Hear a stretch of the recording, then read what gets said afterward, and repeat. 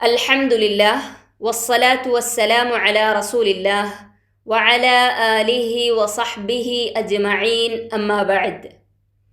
പ്രിയപ്പെട്ട ഖുർആൻ പഠിതാക്കളെ, അസ്സലാമു അലൈക്കും വറഹ്മത്തുള്ളാഹി വബറകാത്ത്. IGM സംസ്ഥാന സമിതി സംഘടിപ്പിക്കുന്ന തബ്ദീൽ സീസൺ 12 സിലബസ് സൂറത്തു ലുഖ്മാൻ, സൂറത്തു യാസീൻ എന്നിവയാണല്ലോ. ഇൻഷാ അള്ളാഹ് ഈ വീഡിയോ സീരീസുകളിലൂടെ ഈ 2 സൂറത്തുകളുടെ പഠനമാണ് നമ്മൾ ഉദ്ദേശിക്കുന്നത്. ഖുർആൻ പഠിക്കുകയും അതിലെ പാഠങ്ങൾ ജീവിതത്തിൽ ഉൾക്കൊള്ളുകയും ചെയ്യുന്ന സൽവൃദ്ധരായ ദാസന്മാരുടെ കൂട്ടത്തിൽ അള്ളാഹു നമ്മെ ഏവരെയും ഉൾപ്പെടുത്തി അനുഗ്രഹിക്കുമാറാകട്ടെ. ഇന്ന് നമ്മൾ സൂറത്തു യാസീനിൽ നിന്നും തുടങ്ങുകയാണ്. ഖുർആനിലെ 36-ാമത്തെ അധ്യായമാണ് സൂറത്തു യാസീൻ. 83 വചനങ്ങൾ ഈ അധ്യായത്തിൽ നമുക്ക് കാണാം. ഇതിലെ ആദ്യത്തെ 6 ആയത്തുകളാണ് ഇന്ന് നമ്മൾ പഠന വിധേയമാക്കിയിട്ടുള്ളത്. ഈ ആയത്തുകൾ എങ്ങനെ പാരായണം ചെയ്യാമെന്ന് നമുക്ക് നോക്കാം. അഊദു ബില്ലാഹി മിനശ് ശൈത്വാനിർ റജീം. ബിസ്മില്ലാഹിർ റഹ്മാനിർ റഹീം. യാസീൻ.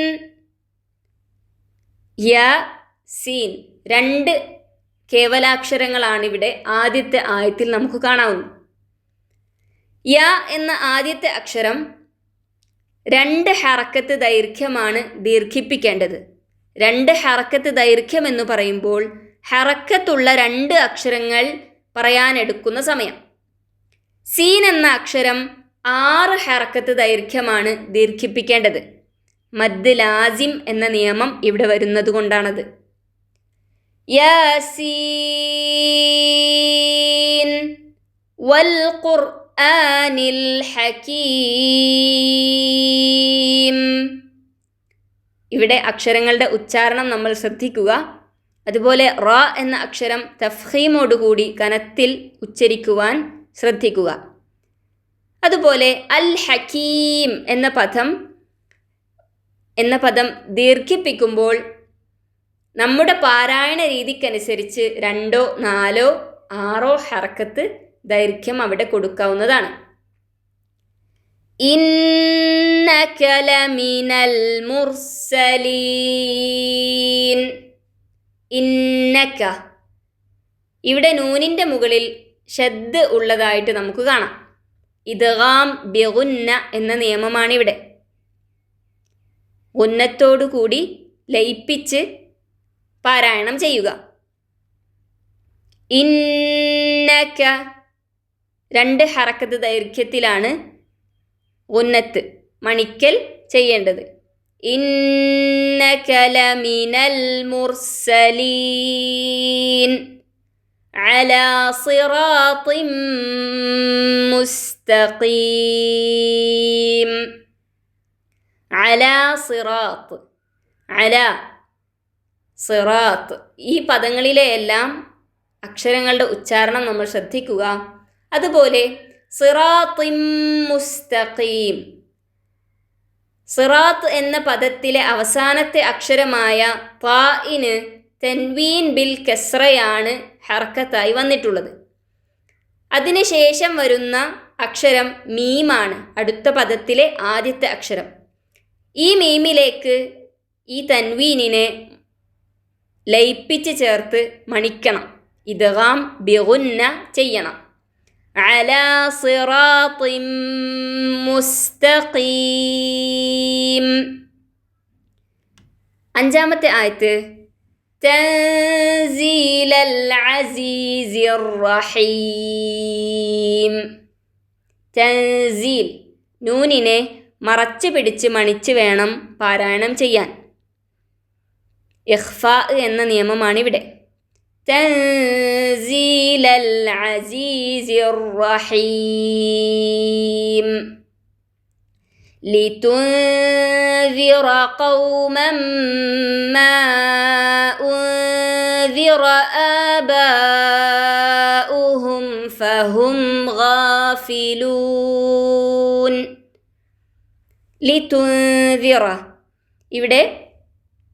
ഇവിടെയും നമ്മൾ നൂനിനെ മറച്ച് പിടിച്ച് മണിച്ച് വേണം പാരായണം ചെയ്യാൻ. ഖൗമം ഇദ്ഗാം ബിഗുന്ന എന്ന നിയമം. ഖൗമൻ എന്ന വാക്കിലെ തൻവീനിനെ അടുത്ത ഹർഫായിട്ടുള്ള മീമിലേക്ക് ലയിപ്പിച്ച് ചേർത്ത് മണിച്ച് ഉച്ചരിക്കുക. ഖൗമം മാ ഉൻദിറ. ഇവിടെ മദ് മുൻഫസിൽ എന്ന നിയമം നമുക്ക് കാണാം. ഒരു വാക്കിൻ്റെ അവസാനത്തെ അക്ഷരം മദ്ദിൻ്റെ അക്ഷരമാവുകയും അടുത്ത വാക്കിലെ ആദ്യത്തെ അക്ഷരം ഹംസയാവുകയും ചെയ്യുമ്പോൾ ഉണ്ടാകുന്ന മദ്ദാണ് മദ് മുൻഫസിൽ. 4 or 5 ഹറക്കത്ത് ദൈർഘ്യം കൊടുക്കേണ്ടതാണ്.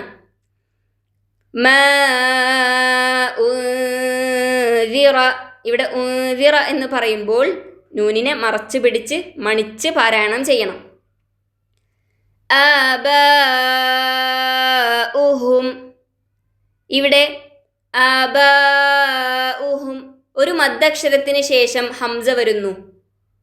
ഒരൊറ്റ വാക്കിലാണ് ഈ ഹംസ വരുന്നതായിട്ട്, മദ്ദക്ഷരത്തിന് ശേഷം ഹംസ വരുന്നതായിട്ട് നമുക്ക് കാണാവുന്നത്. അതിനാൽ ഇവിടെ രൂപപ്പെടുന്ന മദ്ദാണ് മദ് മുത്തസിൽ.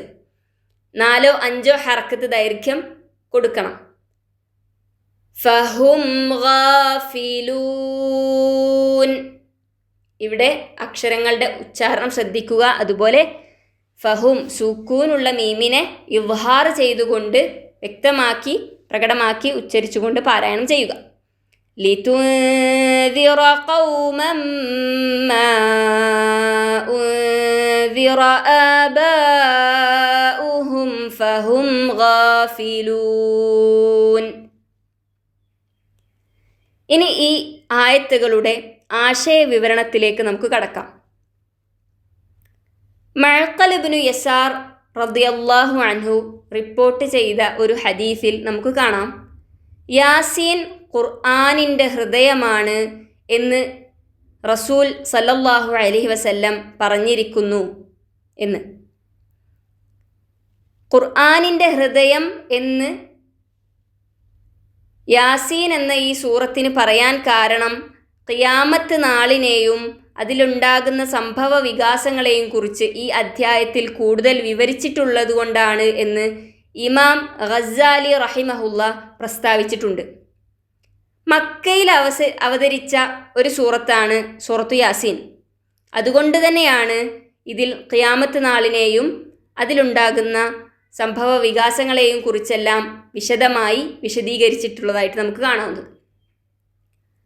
ഒന്നാമത്തെ ആയത്ത് യാസീൻ നമ്മൾ പറഞ്ഞതുപോലെ കേവലാക്ഷരമാണ്. ഇതിൻ്റെ അർത്ഥം എന്താണ് എന്ന് നമുക്ക് അറിയുന്നതല്ല.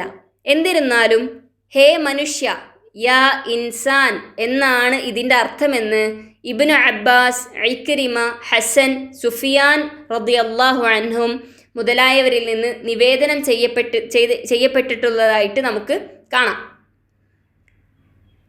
ഏതായാലും ഈ അധ്യായത്തിൻ്റെ 2 പേരുകളാണ് യാസീൻ എന്നതും ഖൽബുൽ ഖുർആൻ എന്നതും. 2ാമത്തെ വചനം വൽ ഖുർആനിൽ ഹക്കീം. വൽ ഖുർആൻ, ഖുർആൻ തന്നെയാണ്. അൽ ഹക്കീം, വിജ്ഞാനപ്രദമായ, തത്വപൂർണമായ, ബലവത്തായ. വിജ്ഞാനപൂർണമായ ഖുർആൻ തന്നെയാണ് സത്യം. 2ാമത്തെ വചനത്തിൽ ഖുർആനിനെ തൊട്ട് സത്യം ചെയ്തുകൊണ്ട് അള്ളാഹു പറയുകയാണ്, ഇന്നക ലമിനൽ മുർസലീൻ. ഇന്നക നീ, നിശ്ചയമായും നീ, ലമിനൽ മുർസലീൻ മുർസലുകളിൽ പെട്ടവൻ തന്നെ. നിശ്ചയമായും നീ മുർസലുകളിൽ അഥവാ ദൈവദൂതന്മാരിൽ പെട്ടവൻ തന്നെ. നബി സല്ലല്ലാഹു അലൈഹി വസല്ലമയോട് ഖുർആനിനെ തൊട്ട് സത്യം ചെയ്തുകൊണ്ട് അള്ളാഹു പറയുന്നു, അലാ സിറാത്തിൻ മുസ്തഖീം. അലാ സിറാത്ത് ഒരു പാതയിലാകുന്നു, മാർഗത്തിലാകുന്നു. മുസ്തഖീം ചൊവ്വായ, നേരായ, നേരെ ചൊവ്വായ ഒരു പാതയിലാകുന്നു നീ. തൻസീലൽ അസീസിർ റഹീം. തൻസീലൽ അസീസ്. അൽ അസീസ് എന്നാൽ അള്ളാഹുവിൻ്റെ ഒരു നാമമാണ്, പ്രതാപശാലി. അർ റഹീം, കരുണാനിധിയായ. തൻസീൽ, അവതരിപ്പിച്ചത് എന്നാണ് അർത്ഥം. കരുണാനിധിയായ പ്രതാപശാലി അവതരിപ്പിച്ചത് ഖുർആനിനെയാണ് ഇവിടെ ഉദ്ദേശിക്കുന്നത്. ഇവിടെ നബി സല്ലല്ലാഹു അലൈഹി വസല്ലമ അള്ളാഹുവിൻ്റെ റസൂലാണ്. പ്രവാചകൻ സ്വീകരിച്ചിട്ടുള്ള മാർഗം യാതൊരു വക്രതയുമില്ലാത്ത നേരായ മാർഗമാണ്. അത് അള്ളാഹു അവതരിപ്പിച്ചത് തന്നെയാണ് എന്നെല്ലാം ഖുർആൻ മുഖേന സത്യം ചെയ്തുകൊണ്ടാണ് അള്ളാഹു ഈ സൂറത്ത് ആരംഭിക്കുന്നത്. എന്നിട്ട് പറയുന്നു, ലിതുൻദിറ ഖൗമൻ.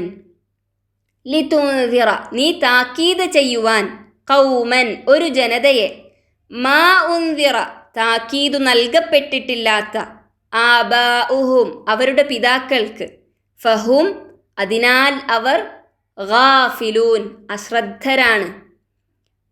ഇവിടെ മാ ഉൻദിറ ആബാഉഹും, പിതാക്കൾക്ക് താക്കീത് നൽകപ്പെട്ടിട്ടില്ലാത്ത ഒരു ജനത എന്നിവിടെ പറയുന്നത് വേദക്കാരല്ലാത്ത അറബികളെക്കുറിച്ചാണ്. നബി സല്ലല്ലാഹു അലൈഹി വസല്ലമക്ക് മുമ്പ് അടുത്ത കാലത്തൊന്നും അവർക്ക് ദൈവദൂതന്മാർ നിയോഗിക്കപ്പെട്ടിട്ടുണ്ടായിട്ടില്ല. അതുകൊണ്ട് തന്നെ വേദഗ്രന്ഥത്തെക്കുറിച്ചോ ദൈവിക മതത്തെക്കുറിച്ചോ അറിയാത്തവരാണവർ. നബി സല്ലല്ലാഹു അലൈഹി വസല്ലമ മനുഷ്യലോകത്തിനാകമാനമുള്ള പ്രവാചകനാണ്. എന്നാലും നബി സല്ലല്ലാഹു അലൈഹി വസല്ലമ ജനിച്ച് വളർന്നതും ജീവിച്ചു വരുന്നതും പ്രബോധന കൃത്യം നിർവഹിക്കുന്നതുമെല്ലാം മക്കയിലാണ്. അതുകൊണ്ടാണ് മക്കി സൂറത്തുകളിൽപ്പെട്ട മറ്റ് ചില ആയത്തുകളിലെല്ലാം അറബികളെ, വിശേഷിച്ചും ഖുറൈശികളെ താക്കീത് ചെയ്യുന്നതിനെ പറ്റി പ്രത്യേകം എടുത്തു പറഞ്ഞതായിട്ട് നമുക്ക് കാണുന്നത്. ഇവിടെ ഖൗമൻ എന്നുദ്ദേശിക്കുന്നത് അറബികളെക്കുറിച്ചാണ് എന്ന് നമുക്ക് മനസ്സിലാക്കാം. ഇൻഷാ അള്ളാഹ് ബാക്കി ആയത്തുകൾ ബാക്കി വീഡിയോസുകളിലൂടെ നമുക്ക് പഠിക്കാം. അള്ളാഹു നമ്മെ ഏവരെയും അനുഗ്രഹിക്കുമാറാകട്ടെ. അസ്സലാമു അലൈക്കും വറഹ്മത്തുള്ളാഹി വബറകാതുഹു.